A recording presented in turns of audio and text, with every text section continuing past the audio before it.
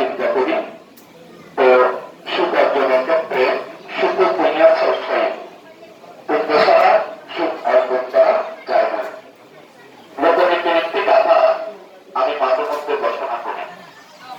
ঘোষণায় বলি, অলসচ্ছা প্রতিশিক্ষা, আশিক্ষাচ্ছা প্রতিভানা, অবানাচ্ছা প্রতি মিথ্যা, আমিত্যাচ্ছা প্রতি সুখা, আশুকাচ্ছা প্রতি পুণ্যা, আপুণ্যাচ্ছা প্রতি নির্বাণান্তি।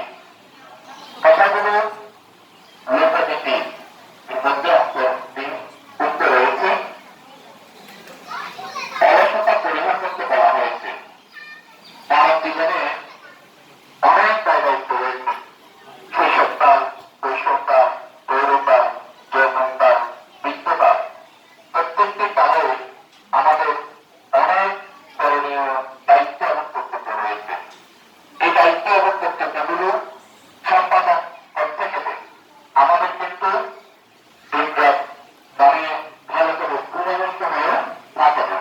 যদি আমরা দায়িত্ব সম্পর্কে সচেতন হই, জীবন সম্পর্কে সচেতন হই, কর্ম সম্পর্কে সচেতন হই, কিন্তু যারা জীবন এবং সেই কর্ম সম্পর্কে যাদের ধারণা নাই, কর্তব্য সম্পর্কে যাদের ধারণা নাই, দীর্ঘকাল পরকাল সম্পর্কে যাদের ধারণা নাই, এবং সবচেয়ে বড় কথা, আমাদের যে চাহিদাগুলো পূর্ণ হয় এগুলো কিভাবে আমাদের কাছে এসে ধরা দেয়, প্রত্যক্ষ পরোক্ষভাবে এগুলো আমরা কিভাবে ভোগ করে থাকি, এ সম্পর্কে যাদের ধারণা নাই, তারা কর্মের প্রতি উদাসীন, তারা শিক্ষার প্রতি উদাসীন, তারা দায়িত্বের প্রতি উদাসীন, অবহেলা করে থাকে।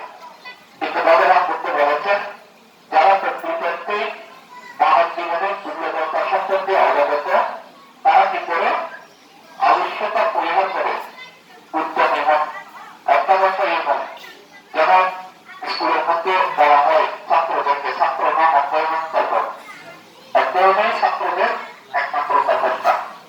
এইভাবে যে অবস্থা রয়েছে, আমাদের প্রত্যেকের জীবনে কিছু দায়িত্ব কর্তব্য রয়েছে।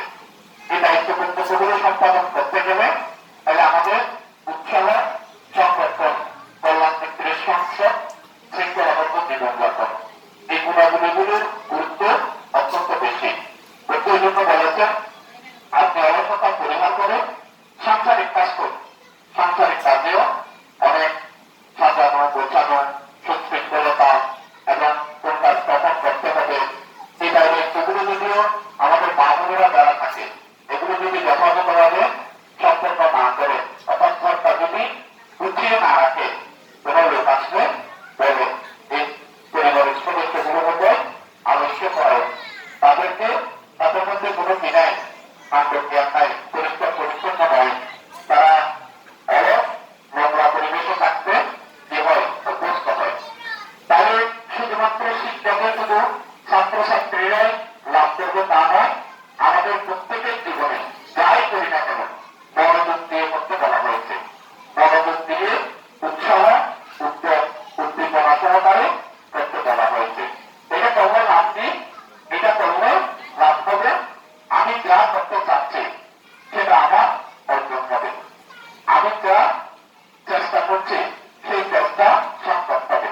হয়তো যদি সেখানে অর্থবাসের গুরুত্ব বেশি থাকে, উদ্যোগ, সহনশীলতা, স্মৃতি এগুলো গুরুত্ব যদি বেশি থাকে, তাড়াতাড়ি সফল হবে। আর যদি সেখানে মাঝে মাঝে যদি আমার অলসতা চলে আসে এবং তাহলে আমার বহুবস্তু বিলম্ব হবে। তবে চেষ্টা করলে অবশ্যই আমরা যে কাজ করি, যে শিক্ষা অর্জন করি, সেটা আমাদেরকে অর্জিত হয়, লাভ হয়। তো এই শিক্ষা অর্জনের মধ্য দিয়ে, জ্ঞান অর্জনের মধ্য দিয়ে আমার ধন সম্পদ, অর্থবিত্ত চাতুর্য এবং জ্ঞান গরিমা অর্জিত হয়। এই পৃথিবীতে বিনা কারণে কেউ কাউকে মূল্যায়ন করে না। কর্ম যা রয়েছে, আমার শাস্ত্রে বলি না, নাবস্থা রসালবতী, নাবস্থানবতী ব্রাহ্মণ, তাপমানো রসালবতী, তাপমানবতী ব্রাহ্মণ। আমরা বৌদ্ধ পরিবারে জন্ম নিলেও পর, জন্মগতভাবে বৌদ্ধ হলেও পর, প্রকৃতপক্ষে আমরা বৌদ্ধ কিনা এটা আমাদের বহিঃপ্রকাশ করতে তথা চিন্তা কাজে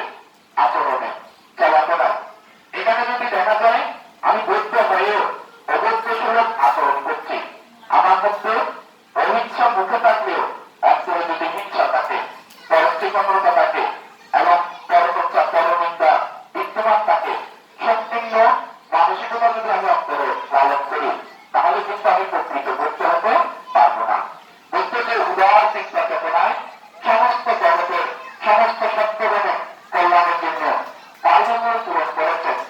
আমি তো একজন মানুষ, তিনি যেমন একজন মানুষ ছিলেন, তিনি যেমন জগতের সত্যজনের কল্যাণের কথা চিন্তা করেছেন, মুক্তির কথা চিন্তা করেছেন, সুন্দর কথা চিন্তা করেছেন। আমাকে ঘিরেও একটা পরিবার রয়েছে, পরিবেশ রয়েছে, গ্রাম রয়েছে, সমাজ রয়েছে, দেশ রয়েছে এবং চারপাশে প্রকৃতি রয়েছে। এগুলোর প্রতি আমারও প্রতি রয়েছে, দায়িত্ব কর্তব্য রয়েছে। আমি একজন মানুষ হিসেবে আমার সেই দায়িত্ব কর্তব্যগুলো যথাযথ সম্পাদন করছি কিনা, এটা যদি আমরা নিজেকে প্রশ্ন করি, দেখবো তখন অত্যন্ত ভালোবাসে আমরা কি হবো, উচ্চ দিতে হবো। উচ্চ যেমন করুণা মিলিয়েছেন, শক্তি মিলিয়েছেন, পরস্পরকে সুখী হয়েছেন, এমনকি জীবনে অনেক কান্ত বিঘাত আসলেও এগুলো যুদ্ধ সহনশীলতার মাধ্যমে উপেক্ষা করে গেছেন। আমাদের জাতিতে জীবনেও অনুরূপ বৈশিষ্ট্য তৈরি হবে, তখনই আমরা প্রকৃতপক্ষে বৃদ্ধ হতে পারবো। তো বৃদ্ধ হওয়া মানে কি? কর্মকে প্রাধান্য দেওয়া, জন্মের চাইতেও কর্মকে প্রাধান্য দেওয়া। যদি পরিবেশ পরিস্থিতিতে থাকি না কেন, কষ্ট হলেও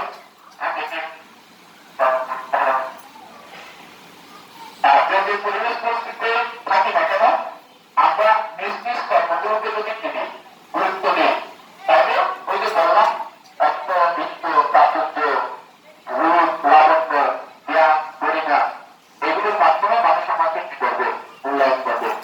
আপনার টাকা পয়সা নাই, ধন সম্পদ নাই, সমস্যা নাই। আপনার যদি জ্ঞান থাকে, আপনার যদি বুদ্ধি থাকে, আপনার জ্ঞানকে বুদ্ধিকে মানুষ কি করবে, সম্মান করবে। আপনার জ্ঞান বুদ্ধি কিছু নাই, আপনার ধন সম্পদ নাই, রূপ নাই, কিন্তু আপনি যদি সচ্চরিত্রবান হন, আপনি যদি শীলবান হন, আপনি যদি নৈতিক গুণের অধিকারী হন, তাহলে মানুষ বলবে। এই মানুষটার কিছু না থাকলেও পৃথিবীতে তো অনেক মানুষ আছে যাদের অর্থ, বিত্ত, প্রাচুর্য সবকিছু রয়েছে, জ্ঞান, মানসিক প্রতিজ্ঞাও রয়েছে, কিন্তু মুখের কথা, আচার আচরণ, চাল চরিত্র এবং এই বিষয়গুলো তাদের মধ্যে ঠিক নাই। কিন্তু মানুষটা তার চেহারা ভালো না থাকলেও তার ওই যে আমার তার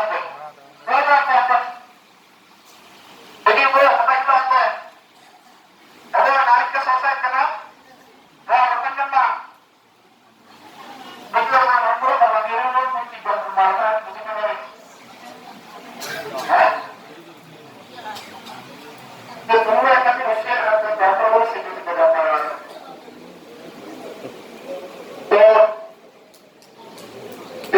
চেয়েছিলাম যে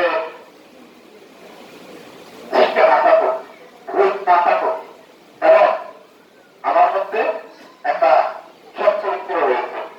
শিলের প্রতি আমি গুরুত্ব আরোপ করি, সত্যের প্রতি গুরুত্ব আরোপ করি, ন্যায়ের পক্ষে চলি। এই বিষয়টা যদি আমার মধ্যে থাকে, মানুষ এই দুটার কারণে আমাকে মূল্যায়ন করবে। আমি সুশ্রী, সুন্দর, রূপবান, রূপবতী, কিন্তু আমার মুখের কথা যদি সুন্দর না হয়, চরিত্র যদি সুন্দর না হয়, আমরা উপলব্ধে একটা চালাক শিখছিলাম না যে কি বলতে money is lost, nothing is lost, health is lost, something is lost, character is lost, everything is lost. যে মানুষ যদি টাকা হয়, এটা কিছু না, টাকা আসে আর যায়। স্বাস্থ্য হারাবে, এই স্বাস্থ্য ফিরে পেতে একটি সময়ের প্রয়োজন হয়। যে মানুষ চরিত্র নষ্ট হয়, নৈতিক স্মরণ যার হয়, তার কিন্তু আর কিছুই অবশিষ্ট থাকে না। এবং তো সেই দিক থেকে আমার টাকাও নাই, অন্য কোনো কিছু নাই, কিন্তু আমি চরিত্রবান যদি হতে পারি। চরিত্র মানব জীবনের অমূল্য গুণ। এই জিনিসগুলো তো আমরা স্কুলে, কলেজে, বিশ্ববিদ্যালয়ে যারা পঠন পাঠন করে শিক্ষা অর্জন করে, জ্ঞান অর্জন করে, তারা তো সবাই শিখতেছি, তাই না? তাইলে আমি যদি চরিত্র গঠনের দিকে যদি মনোযোগ দিই, সব চরিত্রে যদি অধিকারী হতে পারি, মানুষ আমাকে এই মুদ্রার কারণে কি করবে, শ্রদ্ধা করবে, সম্মান করবে, মূল্যায়ন করবে। তারপরে এই শুধু যে টাকা পয়সার যে দাম, গাড়ি বাড়ির যে দাম, প্রাতিষ্ঠানিক